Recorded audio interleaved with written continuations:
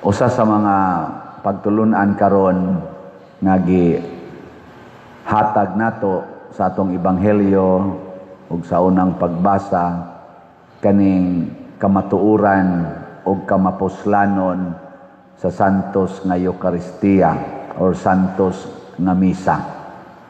Kining misa mao ni ang usa sa paagi nga masinati nato ang nabanhawng Ginoo, mailhan ug makita nato siya, mabati, makita, mailhan. Lingiyay mong tupad ingna nakita na nimo si Jesus. Karon ba ni amang ka sa misa, nakita na ba nimo si Jesus? Ingnong nakita ang itubag na feel ko no. O pa ko maingon, imo bang nabatyagan? Nakita ba? Wa no. Klaro kayo. Unsa may babag diha, wa nimo makita. Kana ibaw gyud ang mga makasasala ana. Di oy, ang imong personal nga pangandoy. Kana bang ang imo ragyong gipangandoy nga matuman ang imong gusto nga plano. Pagsud nimo diri naa kay gustong pangayoon sa Ginoo, wa ka moanhi aron maminaw ug motuo sa iyang mga pulong. Mo nang niingos Kristo, pagkabuang gayud ninyo, pagkagahi ninyong mga ulo. Nganong di man mo motuo sa mga gisulti sa mga propeta? So ang una gidunta natong dadon inig-anhi nato simbahan ang pagtuo na kung unsa may pulong ato mabati gikan sa mga pagbasa og sa ebanghelyo, kamatuoran kana.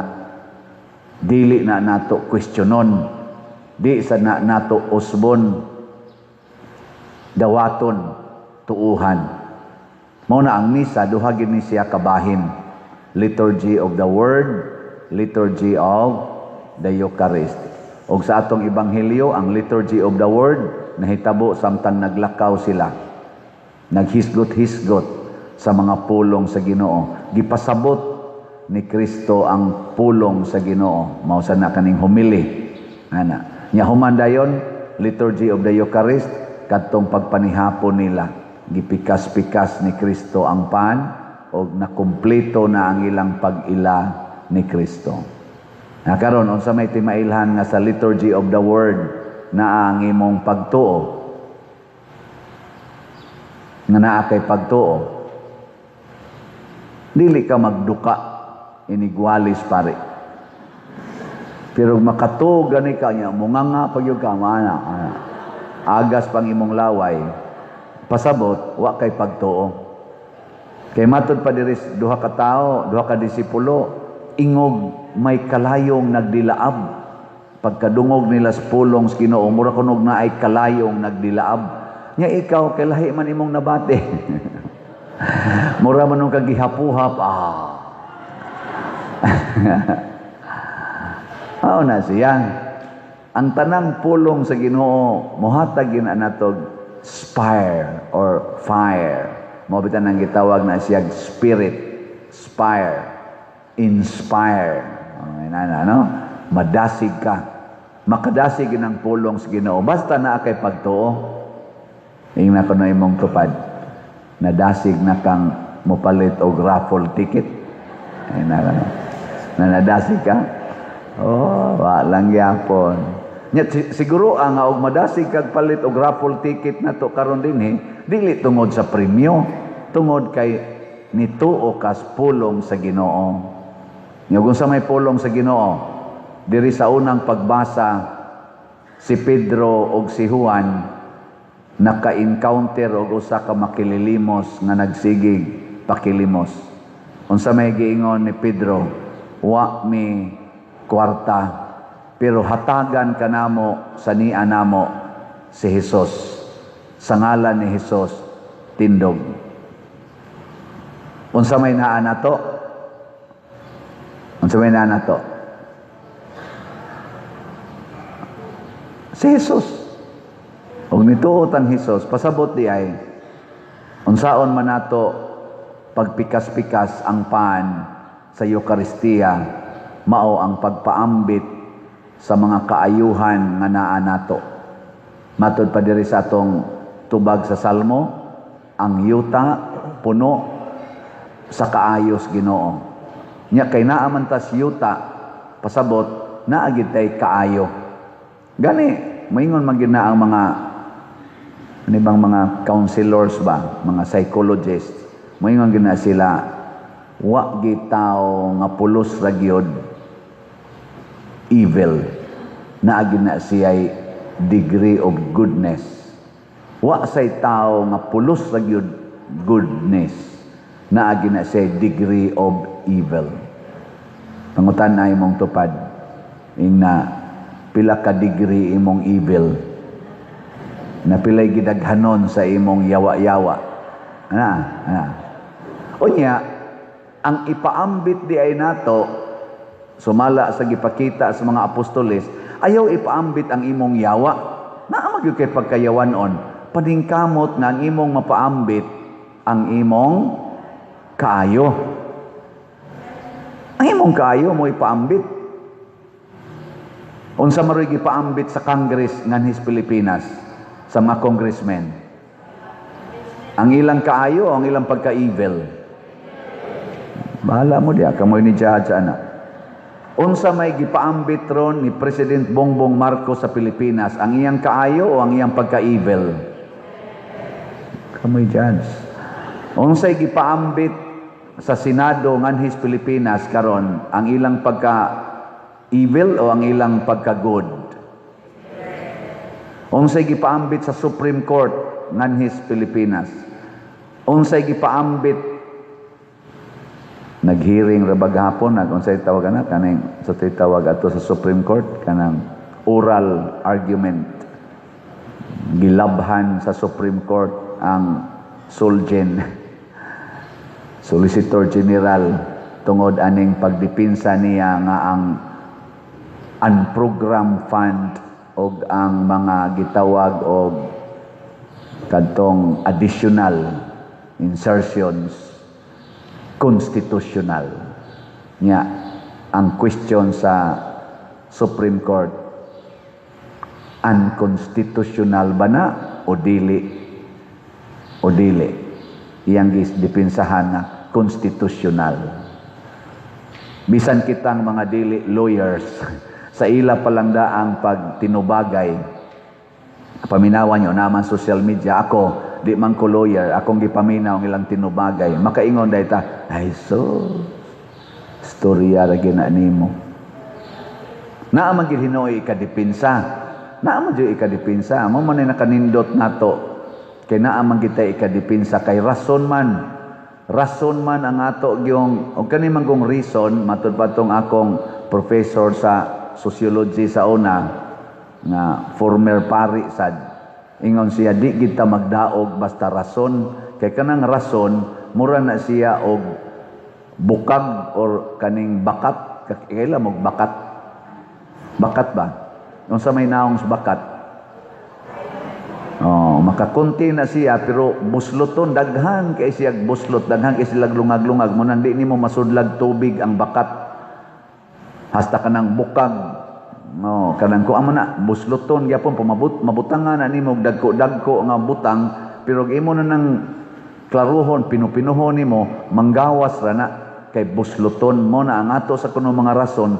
Busluton kung magsigil lang kita og gamit sa rason kanang debate niya rason, di kita magdaog. Why mo daog? Magpinatyanay na lang ta, wa gyud mo daog.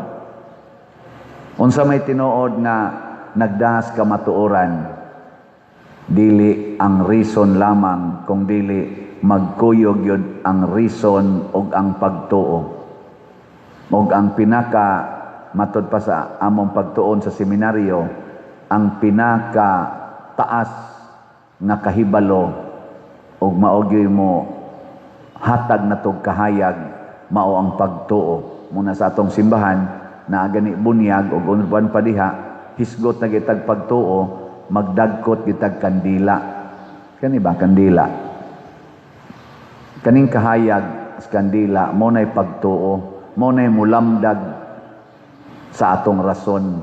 Matud pas philosophy, ang faith is the light of reason.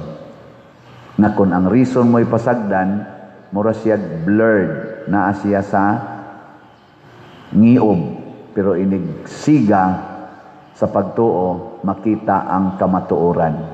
Pananglitan, moingon ka, kining akong kilay, tinuod man eh. Nga moingon sang usa, tato man na. Kinsa maroy masunod. Pasiga ang suga, kay kung ngit-ngit, imo lang hikap-hikapon, moingon ka, di man ni tinuod imong kilay. Sa tinuod lagi ni. Di man ni tinuod. Pasiga ang suga. Inigsiga. Or flashlight or cellphone. Basta na isuga. Oh, sus. Tato, gini ay. Maglalis ko no ba?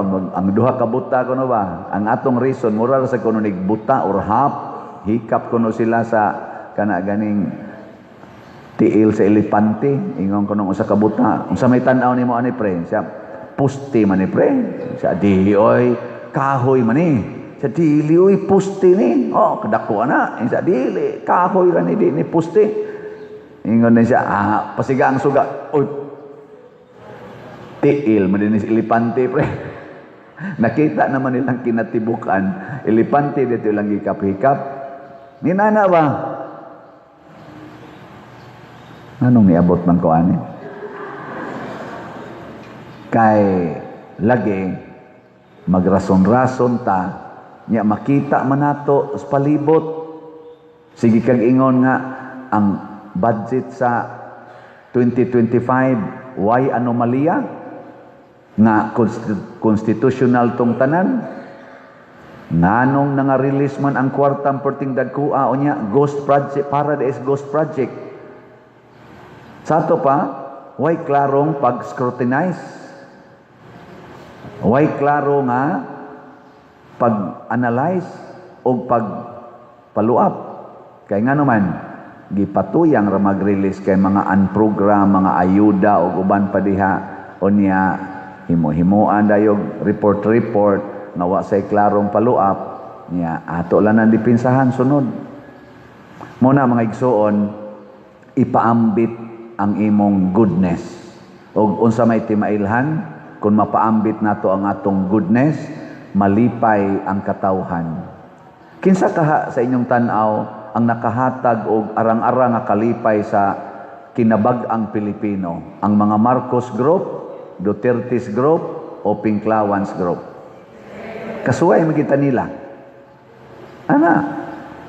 Unya kung moabot na ning eleksyon, naay mga eleksyon, malokal man ug manasyonal, usan is atong basihan, kinsay nagpaambit sa ilang goodness, dili sa ilang evil.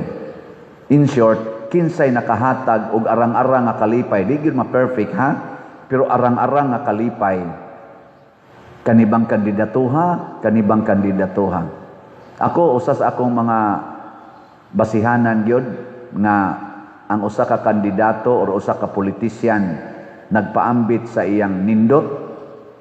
Una, di gini siya magbutang og iyang ngalan og picture diha sa mga proyekto. Mo nay nindot nga politisyan. Kada bang di mamutang og mga litrato nila or mga ngalan nila diha sa mga proyekto. Kay nga naman, kana manggong kwartang ilang gigamit, ato manggunang kwarta. Nganong ila man ang angkunon nga a project of. Nga ato man ang project. Alagad naman sila. Kalisod sa no ang imong sulugoon sa inyong balay, human yag panilhig, iya ding butangan a house of. Hastang kwartos imong bana, butangan yag the house of, the room of. Nya imo ron na siyang sulugoon. Unsa may ikasulti nimo isip agalon? Ang kaniyabang ka diha, sulugoon dati ka nganong gaangkon-angkon ka ng kwarto diha. Sila manghimog karsada, butangan di silangan. Manghimog mga struktura, butangan silangan.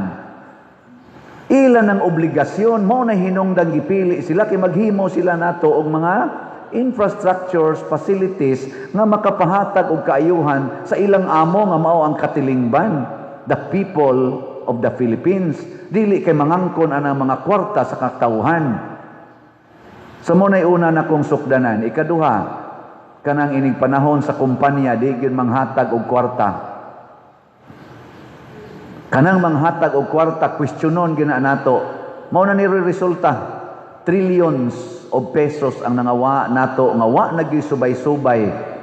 Naa gani mga kaning gitawag nato mga ebidensya nga motumbok sa administrasyon. Huwag tangon ang maong ebidensya. Huwag tangon ang maong mga witnesses. Pero naa gani witness o ebidensya nga adto mopunting sa ilang kontra, mao dayoy tagaag pagtagad. Usa ka na kapag pamakak. Dili na makaayo. Muna pag-ingon ni Pedro sa ngalan ni Jesus tindog, pasabot ato sa ngalan sa kamatuoran barog. Mubarog ta sa ngalan sa kamatuoran. Ang Pilipinas karon matud pa nahapla na. Nahapla na ba? Di nakabarog. Galuos na lang tagpangutang, sige tagpangutang. Wa na gani mo pautang na to. Imagine na ang South Korea, git-cancel ang nahanaon tatoy na granted nga utang, gipa-cancel. Karon na, sige na lang tagpangapkap nga to sa laing nasod, wa na mo pautang kuno nato, kay perti nang dakuan na tong utang, wa tay ikabayad. Gisayunan ka anang hapit na mo 19 trillion ang atong utang, 18 point something trillion na. Niani pa lang first quarter of the year 2026, inigabot anis fourth quarter, pila na kay utang nato. Kanya, kung ikaw tigpautang kag kwarta, punan pa aning wa gyud development ang ato nga close na gani. Nagitoy ako nabasahan karong bangko diha sa ato intawong MIPS 2 ba to? Na inisira nga kompanya, export companies nga naay mga around 500 ka mga employees. Wa na sa turoy pangita. Asa na sa to sila padong. Unya ang gibuhat sa atong Congress, gibuhat sa atong kuan diha mga lawmakers, sige anang impeachment sa Vice President. Og ma-impeach ang Vice President, muabli og balik ang MIPSA kanang ni close. Og ma-impeach ang Vice President, mubaratog balik ang atong gasolina.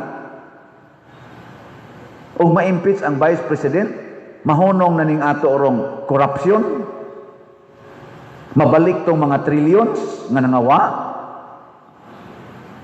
Kana simple ra kay na nga analysis na tong mga lay persons sa ngalan sa kamatuoran tindog.